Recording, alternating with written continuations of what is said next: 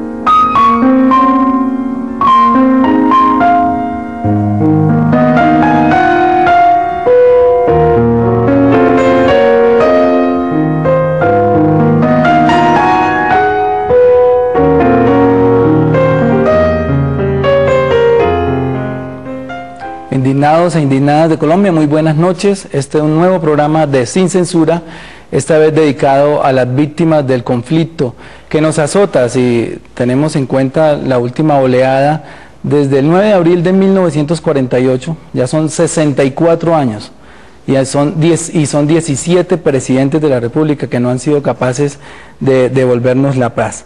Durante todo este tiempo, estos 64 años, ha habido cientos de miles, no sé, ustedes me dicen si estoy equivocado, de pronto millones de víctimas, entre muertos, secuestrados, desplazados, mutilados.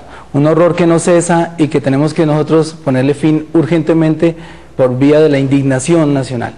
Hoy nos acompañan en el estudio Francisco Bustamante. Él es defensor de derechos humanos, coordinador de la Asociación Minga. Es una ONG que está recopilando la memoria histórica de todo el conflicto, para que no se vuelva a repetir, ¿no, profesor? Elizabeth Martínez, economista y educadora popular. Ella es de la Fundación Compromiso de Santander. Están denunciando lo que están haciendo las grandes multinacionales en los grandes macroproyectos mineros en detrimento de los recursos naturales. Y Ramón Sánchez, que es periodista de Tibú. Él trabaja en una emisora Ecos del Catatumbo, es director de un programa que se llama Notas y Notas, y a través del cual ha hecho denuncias que le han merecido varias amenazas ya. En las redes sociales, como siempre, María Fernanda Carrascal, y Nadine en las caricaturas que nos estará produciendo a lo largo del programa. Bueno, hoy vamos a hablar menos nosotros porque ustedes tienen mucho que decir. Bienvenidos, hoy no hay contraparte. A mí, aunque sé que existe, me llama mucho la atención que haya gente que se oponga a una ley de restitución de tierras y de reparación de víctimas. No, quiero pensar que eso no existe, por eso hoy no invitamos contraparte. Ustedes son el programa hoy, señores, bienvenidos. Gracias, Gustavo. ¿Qué nos tienen que contar? Pues nosotros hemos estado durante muchos años trabajando por las víctimas del conflicto, acompañando los procesos en las regiones, mirando la realidad de este país, acompañando a las comunidades indígenas, campesinas, a las mujeres, protegiéndolas y mirando cuáles son sus realidades, sobre todo aquellas comunidades que se resisten a abandonar los territorios. Profesor, para que seamos más gráficos por el poco tiempo que tenemos, usted está recopilando esa memoria de la violencia en Colombia.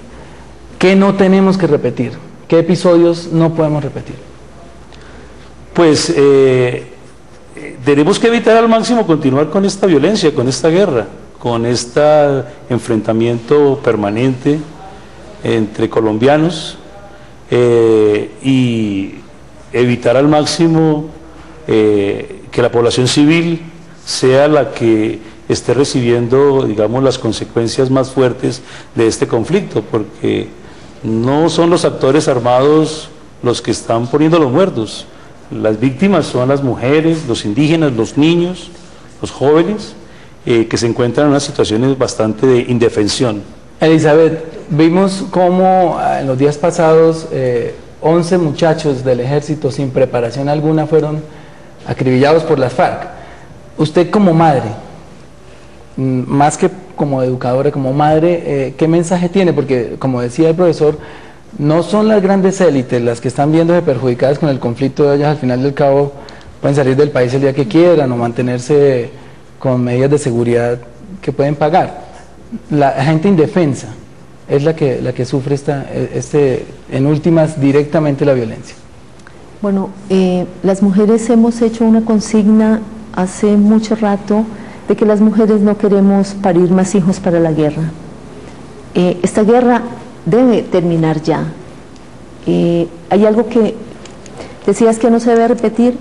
Yo creo que hay que superar la desigualdad, hay que superar la pobreza, y eso va a contribuir. Nosotros necesitamos que esos campesinos que están hoy en la esquina, ese que usted ve vendiendo minutos, que ve vendiendo en la calle, ese es un campesino que por la guerra se ha tenido que venir a la ciudad.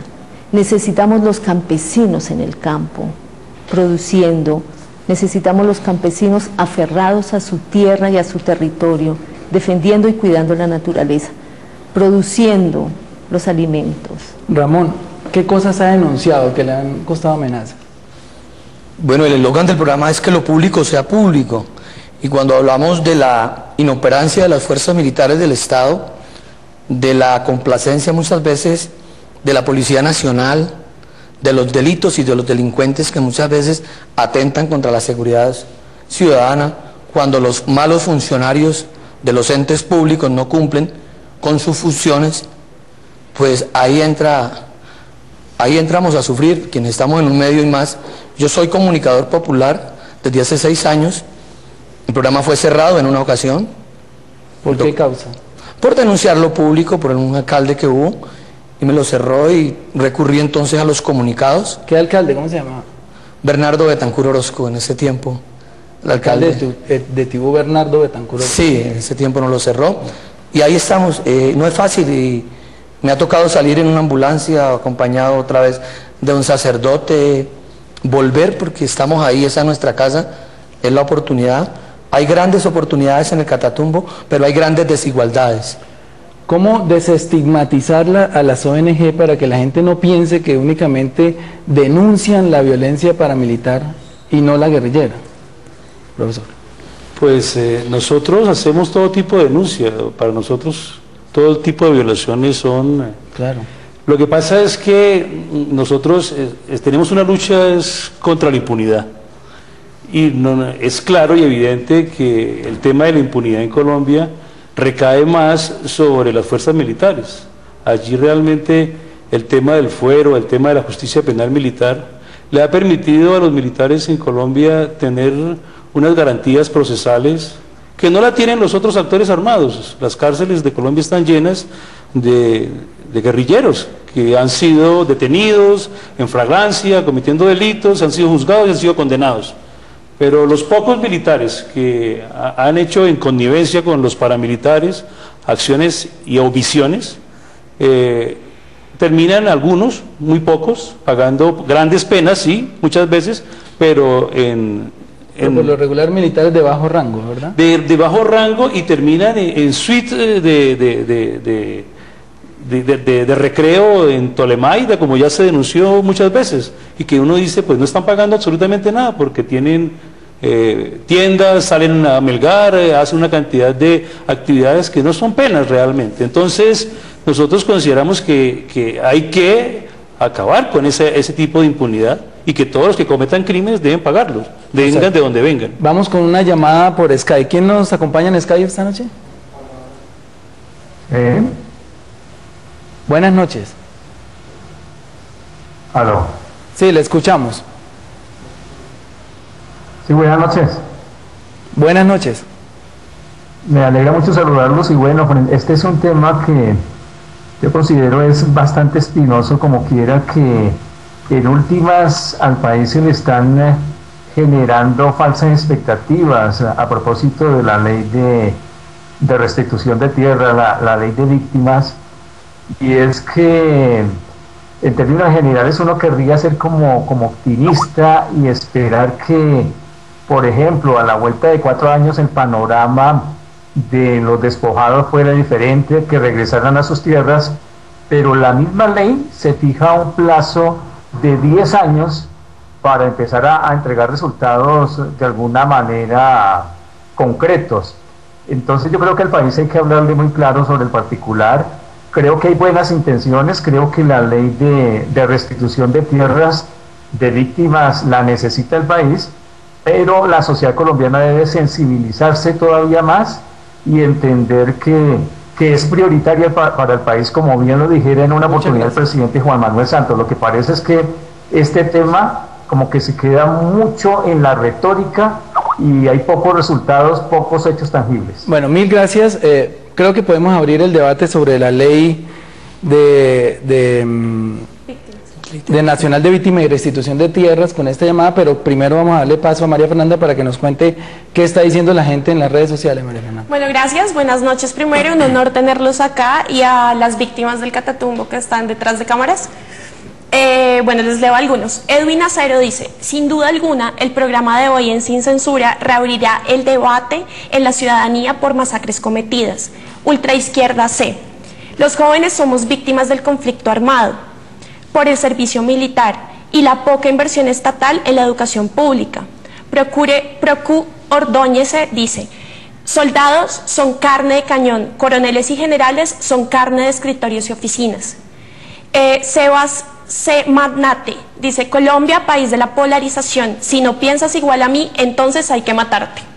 Bueno, la gente está opinando, sobre todo en Twitter, que en la práctica va a ser muy difícil de aplicar esta ley. ¿Ustedes cómo ven la ley? Yo de antemano les quiero decir que antes no la teníamos, porque yo creo que por esta ley la guerrilla hace 30 años se hubiera desmovilizado, era lo que pedían, una reforma agraria y una reparación de las víctimas. Hoy se tiene, imperfecta o inaplicable, pero se puede ir mejorando. ¿Qué opinión tienen cada uno de ustedes sobre la ley?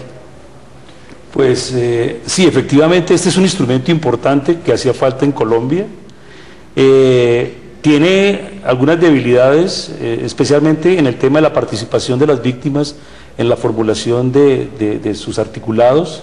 Sin embargo, por parte de muchas organizaciones, sobre todo en las regiones, esta es una posibilidad para hacerse visibles, para reconocerse como actores sociales, para tener la oportunidad de ser escuchados, de ser visibilizados y sobre todo ser dignificados, porque es que la sociedad colombiana ha visto a las víctimas como ciudadanos de segunda clase, a las cuales se les ha maltratado y creemos que esta es una oportunidad para poner el debate de una manera pública en diferentes escenarios, en las universidades, en los medios de comunicación, en fin. La sociedad colombiana tiene una responsabilidad, tiene una deuda histórica con las víctimas y nosotros, estamos muy contentos con este tipo de debates que ustedes están promoviendo y ojalá otros medios los promuevan. Este 9 de abril va a ser el Día Nacional de las Víctimas, la primera conmemoración, y estamos invitando el 9 de abril, que es el día que fue asesinado Jorge Eliezer Gaitán. Es una fecha emblemática y estamos invitando a que la sociedad colombiana le dedique por lo menos un minuto a las víctimas, saliendo a las calles, botando papeles por las ventanas, manifestándose, haciendo un reconocimiento. Elizabeth, dice Sebastián Semana en Twitter, me disculpa que te haya saltado, pero es que quiero hacer esta pregunta. Dice: hay mucha doble moral, la izquierda nunca condena los crímenes de la guerrilla y la derecha nunca condena los crímenes de los paramilitares. ¿Por qué esto? Él también señala, o alguien señala el tema de la polarización. Yo creo que ese es un problema en el que nos movemos y en el que hoy no deberíamos dejarnos seguir manteniendo ahí en esa polarización. Pero yo quisiera plantear frente al tema de víctimas, a la ley, yo creo que es un inicio muy importante en la perspectiva que hay posibilidades reales de avanzar. No habría que esperar que eso se resuelva ya en el corto plazo, ¿cierto?